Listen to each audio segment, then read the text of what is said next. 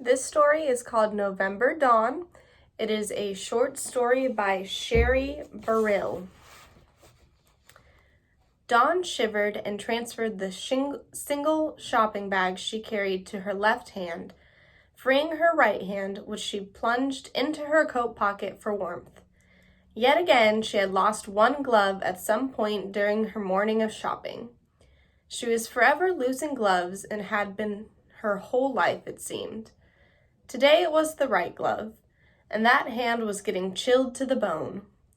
The light snow that had begun falling less than an hour ago had become wet and heavy.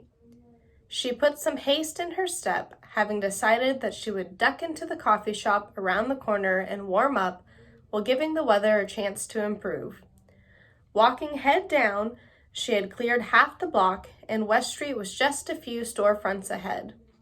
The downtown Syracuse shopping district was bustling for a Monday morning. Dawn glanced up to check the pedestrian traffic around her when something caught her eye. A new art gallery had made an appearance here on Fayette Street, and a man inside was hanging a painting on the rear exhibit wall. She slowed her pace to watch as he stepped back and assessed the placement of the piece. He was tall and slender and sported a shoulder-length ponytail. Although he faced away from the storefront, she thought she detected a neatly trimmed beard on what she could see of his jawline. She wondered if he might be the artist or simply a gallery assistant. He walked away from the exhibit and disappeared around the end of the partition wall, never showing her anything but his back. Dawn lowered her head and hurried on toward West Street. Inside the coffee shop, she removed her scarf, brushed the snow from her coat collar, and stepped up to the counter to order. A moment later, as the barista steamed the milk for her cappuccino, she ungloved her left hand and plucked a 4-inch by 6-inch card from an acrylic display holder beside the cash register. It advertised the grand opening of Studio Oliver, a new art gallery in town, and featured a beautiful framed landscape depicting sunrise over a country setting. The barista brought her cappuccino, and Dawn handed her a $10 bill. "Is this the gallery I noticed just around the corner on Fayette?" she asked. "It is," said the barista. And as she gave Dawn her change, "Studio Oliver, it's an artist-owned gallery." Dawn glanced at the card again. "It says here the grand opening is this Friday night." "Yeah, but I've heard they're going to open the doors for a sneak peek for just 1 hour on Thursday morning at 11 o'clock, the barista said. "I think they're hoping it will get people talking and boost the turnout on Friday." "Thursday at 11? Dawn confirmed. The barista smiled and nodded. Dawn sat down at a bistro table and studied the painting on the card as she sipped her cappuccino. She was very drawn to this landscape and was interested in seeing it up close. Even in this miniaturized version, she could see the artist had an appreciation for and mastery of light. And she found that the more she gazed at it, the more familiar the setting seemed to her. As much as she wanted to attend the grand opening, she realized she couldn't. She was making the short drive from Syracuse to Utica on Friday to enjoy a weekend visit with her mother, and it had been on her calendar for weeks. Dawn made the decision to return to town on Thursday morning for the sneak peek at Studio Oliver. She had a work conference call at 9 that morning, but it would conclude before 10. Fortunately, she worked from home most days, so she would be free to go into town. Thursday morning arrived, and she waited outside the gallery with about a dozen others for the doors to be unlocked. Promptly at 11 o'clock, a stylish woman of about 35 opened the gallery, and Dawn made her way inside. The exhibit appeared to include around 30 pieces, mostly landscapes, and like the painting depicted on the promotional card she'd seen, they all featured an exquisite use of light. She took her time studying each painting, and while she had always appreciated art, it struck her that she had never been quite so affected by it. She felt that she could only describe as a buzz humming through her body, a buzz that had an almost electrical quality. About 20 minutes after entering, Dawn finally arrived at a freestanding wall near the back that partitioned off the open space of the gallery from an area that was closed to the public. This wall could accommodate 3 paintings, but only one landscape was currently hanging there. It was titled November Dawn, and it was the very painting that had lured her to Studio Oliver, the one in the card of the coffee shop. She found the beauty of the scene mesmerizing.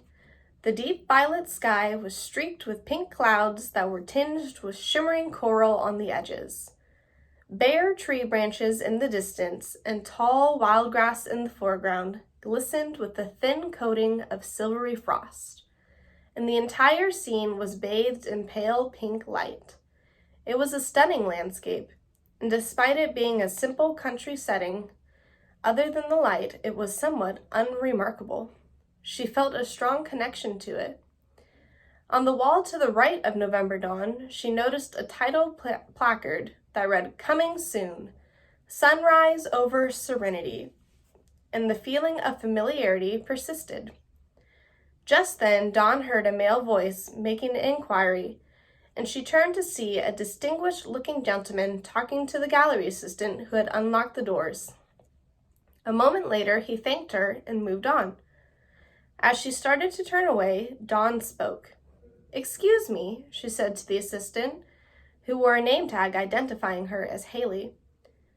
"I know the gallery is not officially open yet, but I was wondering about this painting here. Is it for sale?" "Actually, no," Haley said.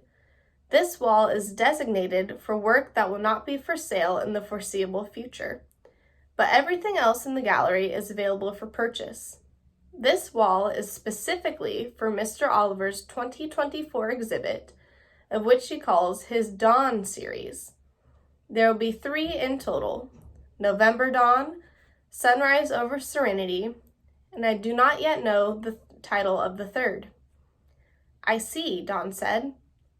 "Do you happen to know when Sunrise over Serenity will display?" "I can't say for certain," she replied, turning her gaze upward. Dawn followed Haley's eyes and saw what appeared to be a loft above the gallery. "But I know it will be by the end of the month. He's still working on it, but it's very close." "Will the artist make an appearance this morning?" Dawn asked. "No, not until tomorrow night at the grand opening." Dawn thanked her, took one last look at the painting, and finally left. As she stepped out into the brisk November air, she muttered to herself, "Sunrise over Serenity," she whispered. "What is it about that name?"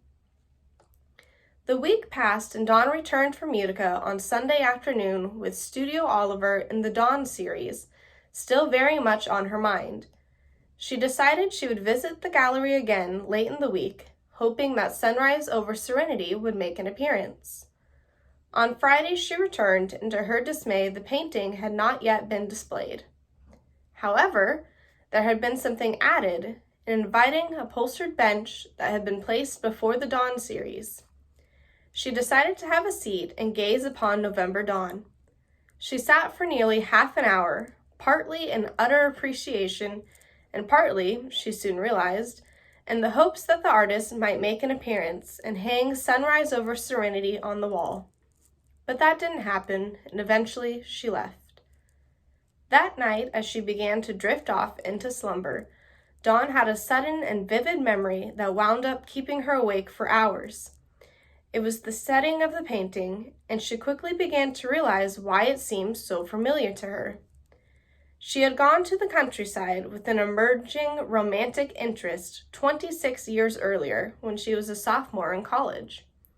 He was an art student named Luke Woodlar, and in November of 1997, he told her that he wished to paint a scene he had stumbled onto, but he wanted to capture it at dawn. It struck her now that the painting resembled the place where he had taken her.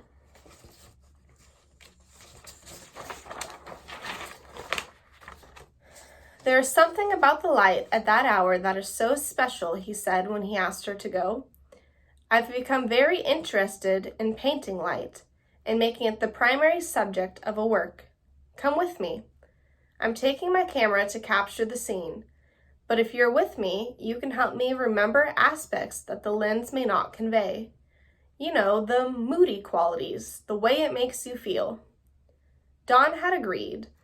The mercury stood at about 30 degrees that Saturday morning, so she bundled up and departed her dormitory with Luke, while a pale, full moon still hung in the sky. As they drove into the country and a cold, gray light began to usher in the dawn, she snuck several quick glances at him from the corner of her eye. She liked him very much, but at this point they enjoyed little more than a budding friendship.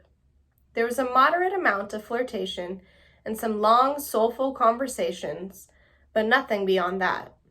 Romance was a mere hope. They had not yet shared a kiss. In fact, they hadn't even held hands. Luke parked on the shoulder of a dirt road and said, "Here we are." He grabbed his camera, opened the door, and stepped out. "There's a small wooden bridge right there," he said, pointing. "It crosses the ravine and brings us right into the field." Luke took her hand as they walked across. It took her a moment to realize they were holding hands for the first time, and although it was quite cold and she'd brought gloves, she decided just to leave them in her pocket for the time being. They walked for about 10 minutes, passing by a tall northern white pine, and then he stopped. "This is it," he said. "We've timed it perfectly. The sun has just come up over the horizon." Dawn looked up to see the beautiful pink light, the glistening frost coating the tall grasses, and the bare branches of the hardwood trees standing at the western perimeter of the field. Luke raised his camera, adjusted the lens, and started shooting. He paused, and they continued to walk for another 20 minutes until they came upon a weather-beaten old silo a short distance ahead. About 150 yards to the south of it stood the charred ruins of an old fireplace and a chimney. "Must have been a farmhouse here at one time," he said. "Looks like it burned down." Now Dawn realized that her hands were quite cold. She retrieved her right glove from her jacket pocket and slipped her hand onto it. Then, searching the depths of her left jacket pocket for the other glove, she found nothing but a wadded gum wrapper and a little lint. She groaned. "What is it?" Luke asked. She held up her hands, palms forward, and said, "I've lost a glove." "Okay, hang on just a minute," he said, snapping a few more photos. Then he capped the lens of the camera and said, "Give me your hand. I'll keep it warm till we get back to the car." There had been quite a bit of hand-holding that morning, and Dawn found as they drove back to campus she was hoping for a kiss. That kiss didn't come, however, and she would soon learn that Luke would be leaving the university at the end of fall semester. Just 3 days after their excursion into the country, he told Dawn that his mother, a single woman in her early 50s, was struggling financially and at risk of losing her home. He would leave college for the time being, return to his hometown, and get a job to help see her through her difficulties. The semester ended, and Luke spent the balance of the school year in Amherst with his mother.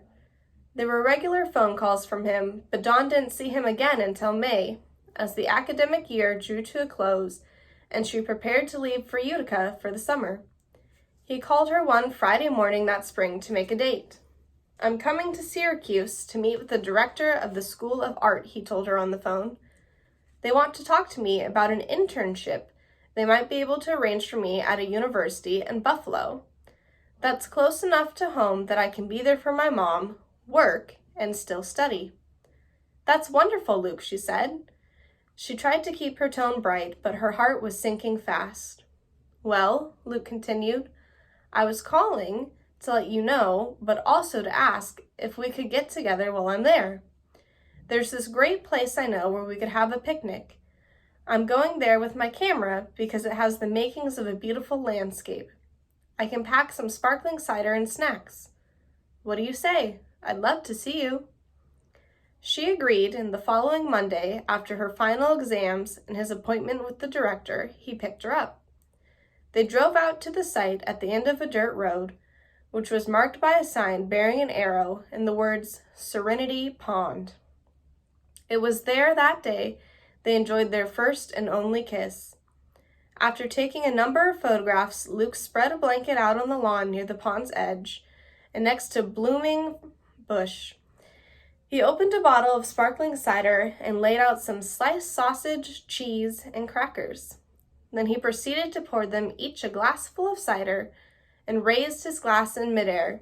"Cheers," he said.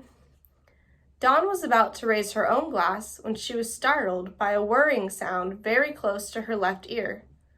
Suddenly, a giant cicada brushed her cheek and then landed squarely on the lip of Luke's glass. Dawn squealed and jumped to one side. The insect took to flight, and Luke grabbed her, folding her into a protective bear hug. "You okay?" he asked. Then they both collapsed into roaring laughter. When their laughter began to quiet, he cupped her chin in one hand and gazed tenderly into her eyes. The kiss that followed was heaven. It was a kiss that she decided she would remember for a lifetime. It ended all too soon, and at that moment, Luke's cell phone rang. He answered, and the color quickly drained from his face. "My mother's in the hospital," he said solemnly. "That was my uncle. He said she was in a car accident, and I have to get back to Amherst right away." "Is she all right?" Dawn asked, alarmed. "She's in surgery. They expect her to come through it, but I want to be there when she comes out of it." "Of course," Dawn said. They packed up their picnic, and he drove her back to campus. They said their goodbyes quickly, and Luke promised to call her and update her. There was no time, it seemed, for a kiss. The summer flew by, as did the next 2 years at Syracuse.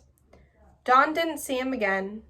There were phone calls from Luke, first to update her on his mother, who was recovering nicely, then to share the exciting news that he'd been offered a Fulbright scholarship and would study for a year in France. Communications dwindled, and soon he was gone from her life. 26 years had passed since then, and Dawn had never married. There had been a few romances along the way, but no man had touched her soul the way Luke had. For a long while she continued to think of him, but eventually he was gone from her thoughts as well. Now, after a long night of trying but failing to sleep, she watched the cold, gray light of dawn creep up her bedroom wall, and with it memories of Luke. In defeat, she arose, showered, and dressed. After eating half a bagel and sipping 2 cups of coffee, she felt alert enough to drive. It was 9:30 Saturday morning, and she knew the gallery would be opening in half an hour. She had to have another look at November Dawn, and this time she would be looking for something specific. When she arrived at Studio Oliver, Dawn caught a glimpse of the man she spotted the first time through the storefront window. He had just stepped away from the partition wall, where a new painting now hung, and then disappeared into the back of the gallery. "Sunrise over serenity," she whispered in a near gasp. She hurried to the wall and studied the painting. It featured the sun rising over a shimmering pond where a yellow bush bloomed. Although the scene looked different under the light of dawn, she felt certain it was the same Serenity Pond where she had panicked with her first love so long ago. She examined it for another minute, finally noticed a detail at the edge of the scene that erased all doubt. On a branch of the bush in the foreground rested a giant cicada, the same one that made her scream all those years ago. She blinked hard, and when she opened her eyes, the cicada was still there. She glanced to the left to re-examine November Dawn, searching for that something specific. She found it in the distant background, beyond a stand of tall red oaks, just a sliver of the dome atop an old silo. "How did I miss that?" she muttered under her breath. Now she was stricken with an urgent need to study every inch of the painting.